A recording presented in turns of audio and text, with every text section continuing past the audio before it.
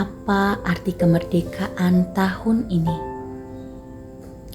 Kemerdekaan tahun ini adalah di mana kita sehat, kita kuat, kita bebas dan merdeka dari dampak pandemi COVID-19. Kami berbuat, kami membantu, kami menolong terhadap insan-insan yang terkena dampak COVID-19. Kami juga berusaha membangkitkan dan mendorong ekonomi kreatif. Kami juga bercocok tanam dan beternak dalam mendorong ketahanan pangan. Bayangkari juga memberikan tali asih serta bantuan kepada insan-insan yang membutuhkan.